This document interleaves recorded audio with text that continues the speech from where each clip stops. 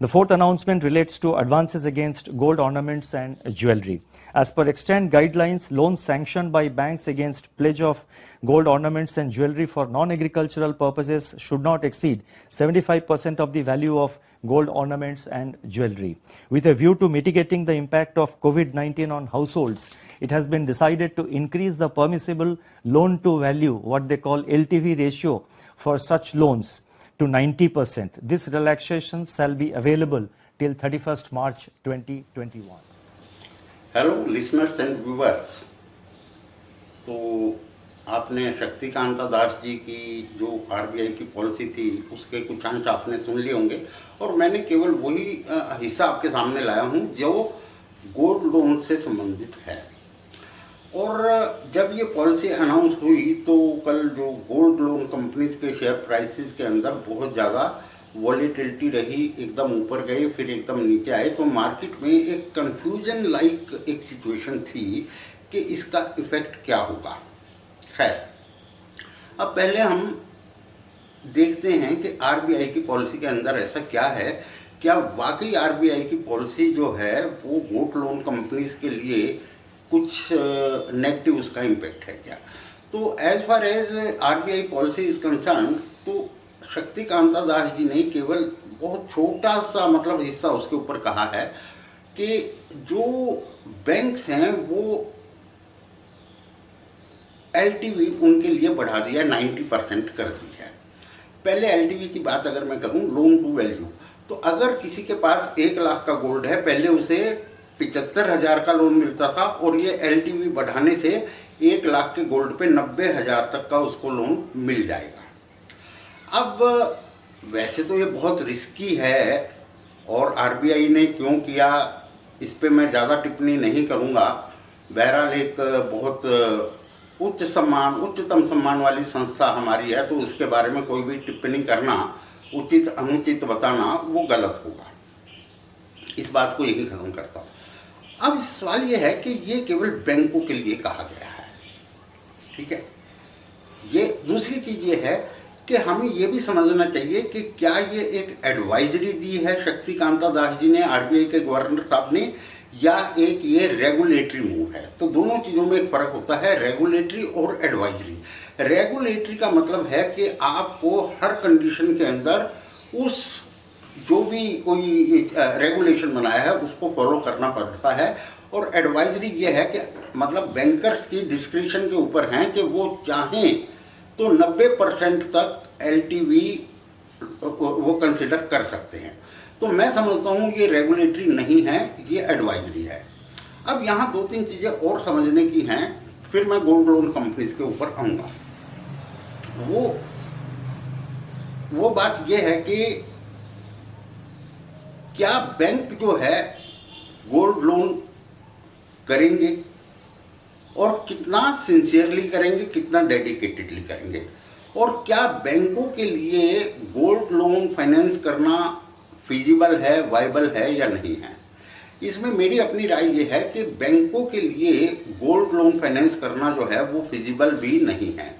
वो फिजिबल इसलिए नहीं है कि जो गोल्ड लोन फाइनेंस कंपनी है या जो कस्टमर है इस सेगमेंट में वो बहुत छोटा लोन लेता है, 50,000, 60,000, 1 लाख रुपए का। तो बैंकों के लिए ये फिजिबल नहीं है कि वो 1,50,000 के लोन के लिए इतनी सिर खपाई करेंगे और अपना स्टाफ लगाएंगे। तो यहाँ ये चीज़ भी समझने की है। दूसरी चीज़ दोस्तों, यहाँ मैं एक चीज़ और आपसे क्लियर करूँ कि देखिए बैंक तो बैंक हैं, चाहे वो पब्लिक सेक्टर बैंक हैं और चाहे प्राइवेट सेक्टर बैंक हैं। क्या आप इन दोनों की वर्किंग में, इन दोनों के माइंडसेट में, इन दोनों के अप्रोच में कोई फ़र्क समझते हो?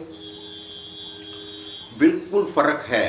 तभी आप देखो कि हमने इसको अलग अलग कैटेगराइज कर दिया है, पब्लिक सेक्टर बैंक्स और प्राइवेट सेक्टर बैंक्स। अब पब्लिक सेक्टर बैंक्स जो हैं वो कुछ और तरीके से काम करते हैं, प्राइवेट सेक्टर कुछ और तरीके से काम करते हैं।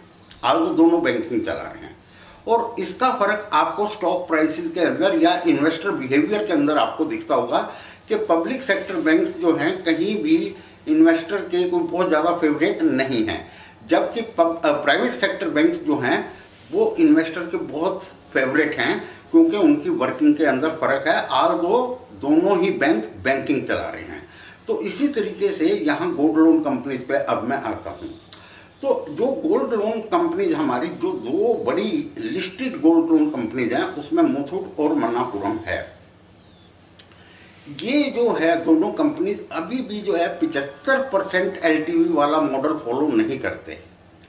जो मुथूट है वो अपनी LTV जो है वो 60 से कम रखता है और मुथूट जो है वो 60 के आसपास रखता है। ठीक है, तो ऐसा नहीं है कि RBI के कुछ एडवाइजरी आने से ये अपनी LTV को बढ़ा देंगे और इनका रिस्क बढ़ जाएगा। ठीक है, दूसरी चीज़ ये है कि ये जो है इस बिजनेस के अंदर डेडिकेटेडली इस बिजनेस के अंदर है।